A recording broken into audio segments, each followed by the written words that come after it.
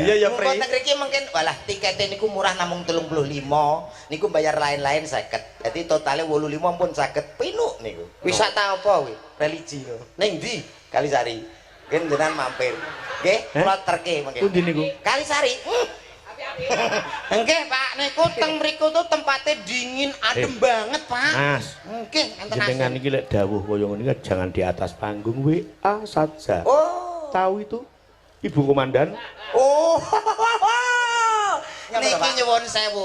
Wong lanang sing tanggung jawab pengen iki, Mas. Pripun? Emoh nyakiti hatine seorang wanita. Betul. Seorang betul. istri. Nggih to, Pak nggih. Kados Pak Minto niku lho. Wong tiyang sing paling romantis Pak Minto lho, Mas. Romantis. Teng pundi-pundi wayangan mesti ndereke Bu Minto lho. Bu Minto ndereke terus. Allah. Rono mlaku ya digandeng bareng. Kuwi jenenge pasangan romantis. Ya ora romantis. Lah piye? Anane Bu Minto iki ndereke terus mergo sing kono iki nritis. Ngono, gek sinden kaya ngene kaya iki nek leno pangendane. Oh. Asli kuwi. Sik Pri, sik to, sik Pri. Tak urus. Ora Pri, Pri. Pripun? Rek umpama lho niki. Nembe pamane Hani. Terus kedanan jenengan mboten purun? Ora gelem apa picek.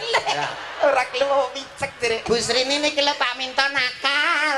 Alah wis kulino. Wis kulino piye? Kulino nakal.